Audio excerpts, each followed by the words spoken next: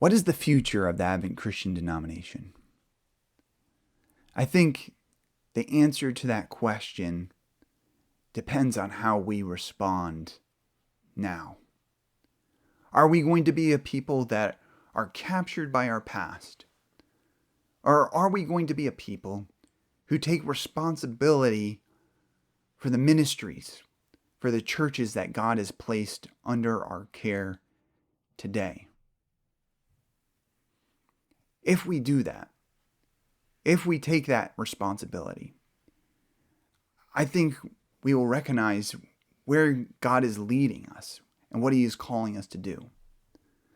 God is calling us to be a people who are evangelical, gospel-centered, driven by the anticipation of Christ's return.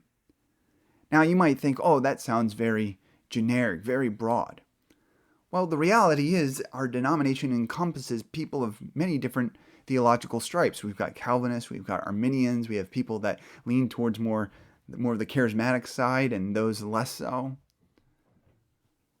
But what we are united in is this belief that the gospel matters and that Christ is returning, and that in anticipation of His return, the salvation that He's going to bring and the judgment that He's bringing, we need to bring the gospel to all people.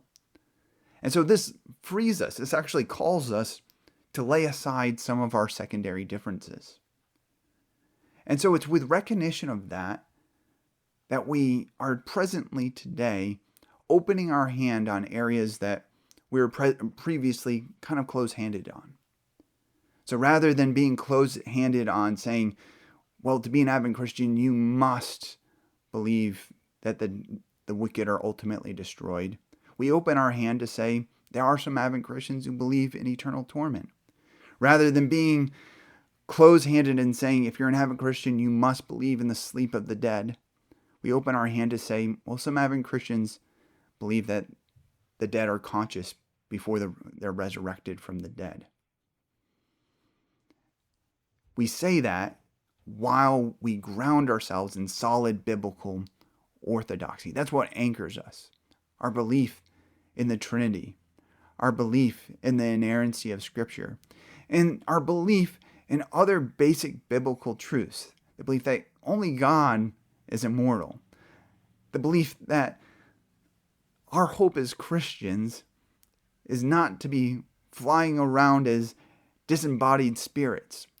Our hope is the resurrection of the body, the new heavens and new earth that Christ is going to be bringing at His return. That's the fullness of the gospel message. That's the fullness of God's promise of redemption and restoration. That's what sets us apart as Advent Christians. Our groundedness on the essentials, our openness on secondary issues for the purpose of bringing the gospel to all people. And so what this means is that as a denomination, we should be characterized by an attitude of kind of forward thinking when it comes to our ministries and our mission practices. We're guarded, we're grounded by the clear teachings of Scripture, so we don't do things that are counter to it, but we should be ambitious.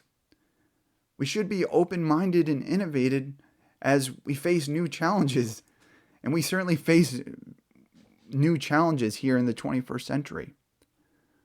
We're not small-minded. We believe that God can work through us, not because we're great people, we're small people, but our God is great. He is powerful. And so it's with that confidence in Him that we set forth with the belief that we can carry out the mission that He's calling us to do, to bring the gospel to the ends of the earth. In other words, we're people who are defined by the virtue of hope. And unfortunately, I think this is a bit of a shift for us because in recent decades, I think we've too often been characterized as a people of cynicism, saying, oh, well, we couldn't do that, or there we go again, messing things up. No longer. We will be a people defined by hope, with a confidence, not in ourselves, but in the God who stands behind us and calls us to do His work.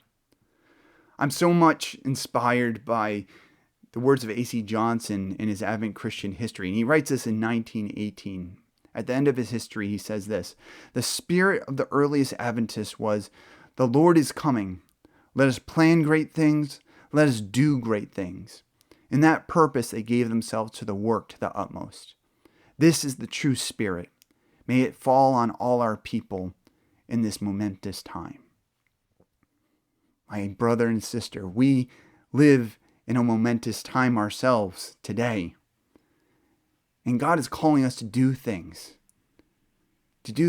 presently to get people prepared for Christ's return, so that they would be reconciled to God and have the hope of spending eternity with Him in a new creation. And so this is my invitation for you to stand up, to answer the call, to do the work. I'm inviting you to come and join the advance that we as Advent Christians must make, and I'm going to say we are beginning to do now, to answer the Lord's call upon us today. Thank you for watching this video. It's on the short side. I'm hoping to post regularly, and the videos will be kind of short. I don't want to be too long-winded. And their aim is going to be future-oriented. Sometimes I'll be a little historically reflective, but I really want us to begin thinking about who we are today as a people and who are we going to become. And so in the course of these videos and recordings, I want to call attention to some of the exciting things that Advent Christians are doing, thinking, talking about today. So I encourage you to like this video, share it, subscribe to the channel. I'm going to have videos up on YouTube and post recordings of this up on Apple and Spotify podcasts. I also want to invite you to visit 2026dop.com. At that website, you can read the proposal for the 2026 Declaration of Principles. I encourage you to read it. I hope you like it and that you give it your endorsement and that you share it with others so that they can endorse it as well. Thank you for watching the advance. I'll catch you in the next episode.